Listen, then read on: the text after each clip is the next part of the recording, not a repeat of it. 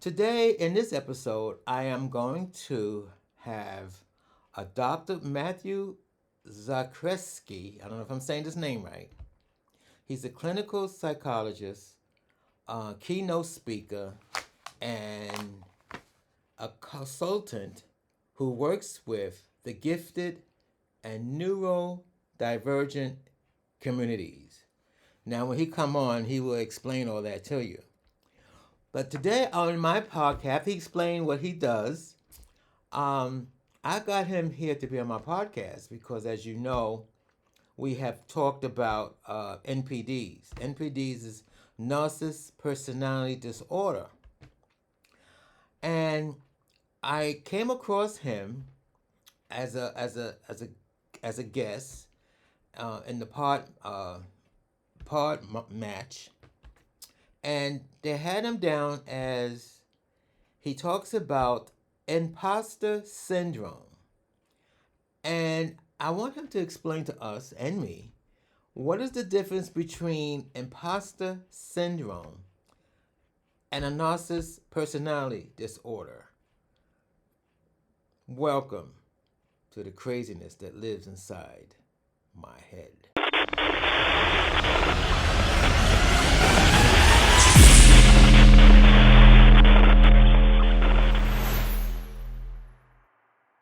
What I want to talk about today, of course, when we start, you can explain how you say your name?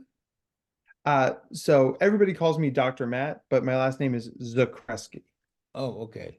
So, reason why I got you on the show today is because I was, there's a lot of, how you say it? In America, we have all these names that we put on personalities, names for this, names for that. Mhm.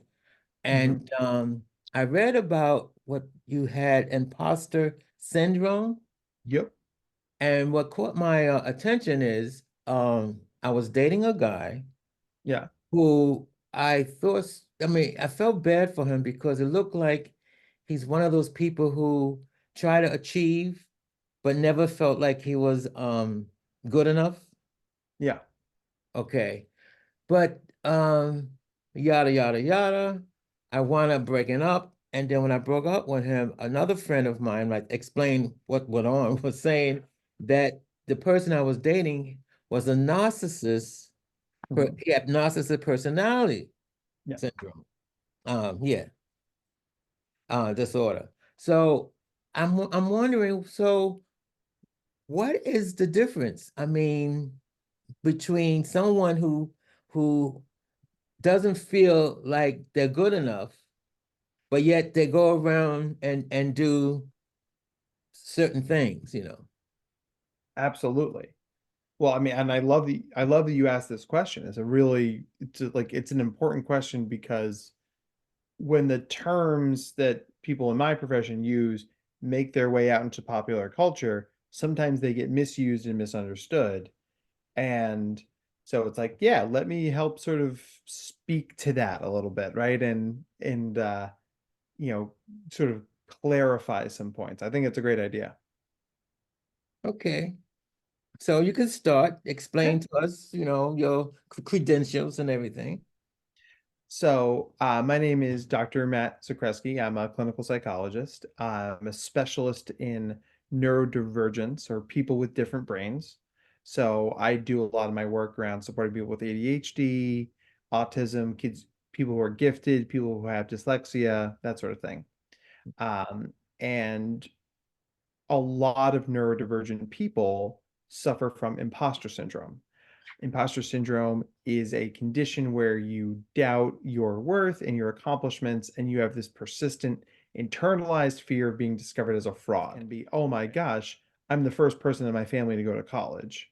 Mhm. It could be explicit, like I'm the only person in the orchestra who's in a wheelchair, Right. right?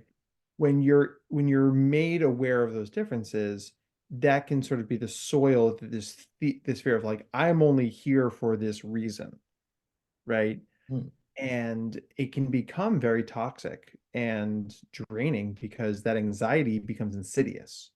You know, all your good accomplishments, like it doesn't matter because I'm only here because I'm the token minority hire, or I'm only here because all the good people left, right? And unless we bring it out there and make it known, it becomes this thing where we suffer in silence.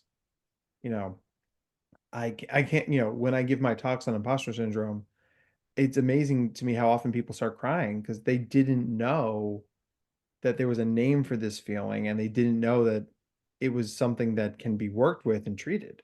Mm. So it's a powerful moment for me as a speaker and as a therapist, because it's like, hey, you're not crazy. There's a word for this, I promise you. And a lot of people have spoken really eloquently about it. I mean, I can point people at Neil Gaiman or Oprah Winfrey, Maya Angelou, Emma Watson. I mean, Justice Sonia Sotomayor. Like, pick a famous person. A lot of them have spoken about imposter syndrome. And so there's this idea that we live in a society that amplifies confidence. Mm. People with imposter syndrome tend not to be very confident because they're terrified that someone is going to yank them out of their relationship or job or school or podcast or what it might be, right? I don't belong here, so I'm going to keep my head down. Yeah. Whereas the people who have the opposite of imposter syndrome, something called the Dunning-Kruger effect, um, they get amplified. The Dunning-Kruger effect is, I don't know a lot about this, but I sure think I know a lot about this, right? I was in a uh, I was in a meeting once, and I was trying to explain to a family who went to the school that I worked at as a mental health professional. I was like, so, your kid is struggling in these ways, and we think that the reason behind these things is this, XYZ reason.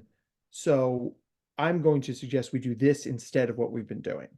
And the dad looked at me and he was like, listen, I'm not a psychologist and I don't know anything about education, but you're wrong. And I'm like, bro, you just like undercut your own argument, right? Like, I'm a psychologist who specializes in working with kids in schools. I absolutely know more about this than you do, sir, right? You're a day trading accountant and God bless you, right? You make the money, right? But yeah, I'll tell you, I'm right about this. But that's a Dunning-Kruger moment. Like, you know, people are like, it doesn't smell right, so it shouldn't be right. I mean, I'm sure you've seen, like, back in my day, we didn't have all this Yeah. autism and Yeah. ADHD. Yeah. Trust me, you did. We just didn't have names for it, right? If you track diagnostic trends over time, the term, before we use the term autism spectrum disorder, a lot of those kids were diagnosed with something called childhood schizophrenia, right? And it wasn't childhood schizophrenia. Schizophrenia can happen in children, but it's very rare. But if you go through the cluster of symptoms, they're talking about autism. So if you look at those rates of diagnosis to what they are now, autism just doesn't magically appear in the 70s. It's been here forever. We just named it as a different thing. Well, I wasn't dying. Well, they didn't have a name for it, but I know they called my mother at school and told my mother that maybe I might see a psychologist. I was the I'm the child that sat in the back and talk all day long and Yeah. don't pay attention. Only because for me, I, I was bored. I mean, I was just bored. I mean, I found looking out the window was much more interesting than looking at the teacher. And I can't tell you how many kids say that to me, right? And so, like, there's definitely some neurodivergence there. Like, it might be ADHD, it might be giftedness. I don't know you well enough to know, but it would be an interesting thing to explore, right? So, in that, that story amplifies this idea that the world is built for people with a very particular kind of brain. And if you don't have that kind of brain, you can find the world is not a great fit for you and may even be openly antagonistic to you. Mm. Right? So, like, I have kids with ADHD I work with who are brilliant learners and great students and good people, but because they can't sit still for a 45-minute chapter test, they fail. And Yeah. schools label them as not smart or defiant or unteachable, right? It's like, well, what this kid needs is the support to make their brain work for them. How do we do that? Like we tend to ask the wrong questions. Instead of focusing on why can't you do this, focus on when and how are you most successful, and how do we turn up the volume on that sort of thing. Now, getting back to my friend, which Yeah.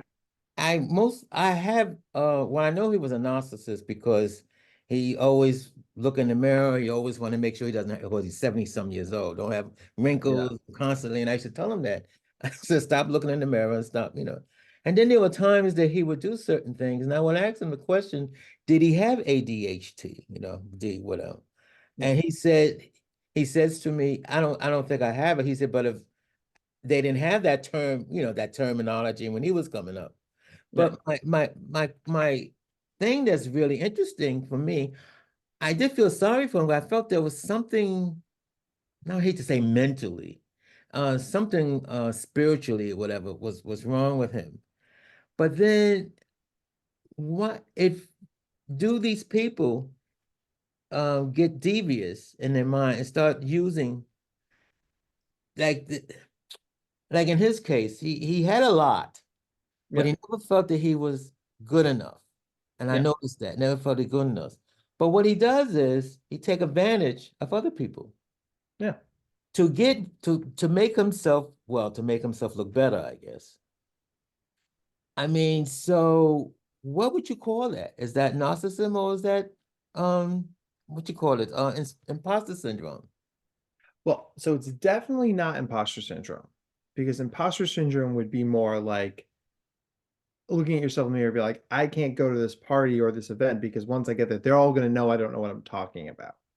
Yeah. Right. I can't speak at this conference because once I walk in, they're like, haha, we know you're a false person. Get out of here. And you'd be like, finally, they caught me.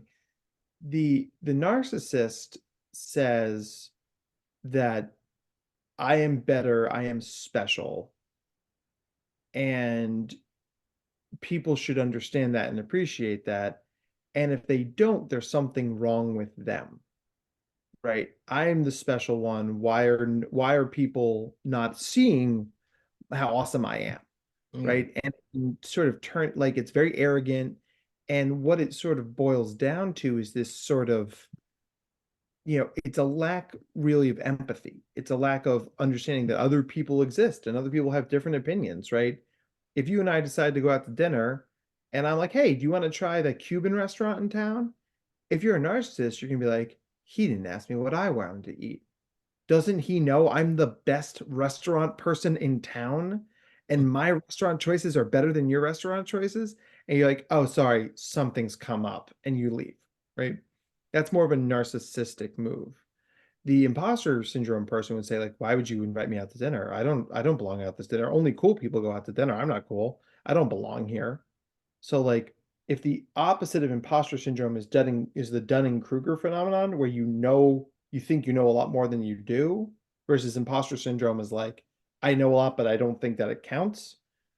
Narcissistic personality disorder is much closer to Dunning-Kruger, where it's like the knowledge I have elevates me in some fantastic way, and it also denigrates the people around me who don't feel that way, right? So, and true narcissists can be very manipulative.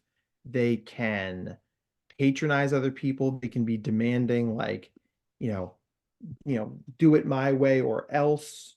You know, um, they'll butter you up to get you on their team, and then turn around and kick you to the curb if you're not serving them anymore, right? Then, I mean, that's not how imposter syndrome people tend to operate. And imposter syndrome people tend to be like working themselves into an anxious tizzy because they're so convinced if they're not the best and brightest, something awful is going to happen, right? The narcissist is like, I'm the best and brightest. I don't even have to show up. I didn't even have to put on pants today. I'm still the best and the brightest. Yeah, but sometimes, because I notice this with some people, even though like in my situation, I never believe anything he says Mm-hmm. because as they say, as a narcissist, he built himself up so big that he knows this, he knows that. I Yeah. question everything. And I don't think he really knew everything. And I used to think he act as if he knows everything to cover up that he don't know anything. You Yeah. understand? Mm-hmm. Right. So that's how I took it with you know what he was doing, which means he's an imposter. He's just building himself up to cover up that he's an imposter. Right. And it might be that might be the case. That might be sort of what we call in psychology an overcorrection, right? Like I'm worried that I'm not good enough, so I'm going to act like I'm really awesome. Mm, Right. So that would be sort of being an imposter, but not imposter syndrome as we understand it. mm, Um, and it's very common for for them to either not have an answer or get really defensive. Like, oh, you tell me you're a great chef. Well, you cook me something. Well, but your kitchen is a mess. I couldn't work with these materials. Oh, yeah. well, I bought you good materials and fresh produce and cook me something. It's like, oh, what? You think I'm not good at this? Mm, Right? mm, You realize like you're not actually answering the question. You are attacking me. You're working really hard not to do the thing. Where it's like, think about the people in your life who love to cook or who are good cooks. You say, "Hey, I got a frying pan." Like, "Oh, cool, I'll make you something." Right? There's an intrinsic desire to do the thing, right? So, you know, because we live in a society where intelligent people tend to be filled with doubt and see all the, you know, permutations and shades of gray, they tend to say fewer things. Whereas anybody with a half-baked opinion can jump on Twitter and say, "You know what? I don't think the moon is real." And they just put that out there, right? That's the Dunning-Kruger effect. And the more those opinions and stances become a part of your personality, the more they can sort of metastasize into something like narcissistic personality disorder, where like I need to be venerated. I need to be, exalted because of my thoughts, opinions, and behaviors. There's something different and special about me that I shouldn't be judged on the scale as like you normal people, right? yeah, yeah. So, explain to us more about what you do, and did you write a book or anything? Yeah, I'm working on a book. Oh, And in that all that spare time I have, because I'm a full-time psychologist, so I see 30 to 40 clients a week. I'm also a professional speaker, so I'm constantly flying places and giving talks for conferences and organizations and schools. And this time next week I'll be in Pittsburgh, talking to an awesome group out there. So, um, people reach out to me because they want to know more about these things, and especially organizations that tend to employ a lot of intelligent, capable people. You see this a lot in the medical field. I don't mean to conflate confidence and narcissistic personality disorder. Confidence can be a good thing. Confidence is actually a great thing. But a truly confident person can take feedback and grow, right? So if you say to me, Dr. Matt, you're a great podcast host. Also, you talk a little bit too much. Rein it in, Chief. I'd be like, that's a great note. Thank you very much for telling me that because I want to be better at this. mm, If I'm a narcissist, I'm like, he's so lucky to have me on my podcast. And, I could just read text messages off my phone for 30 minutes and he'd be lucky to have me, right? There's no room in that worldview for feedback, constructive or otherwise. It's, I rock, you suck. You're lucky to be in my presence, mm. which is not how I feel about you, by the way, just to be clear. Well, it was nice talking to you, and I'm gonna leave a it's gonna be on YouTube, so I'll leave a your what you call it, your link. Thank you. So there you have it. I hope you enjoyed this episode of the craziness that lives inside my head.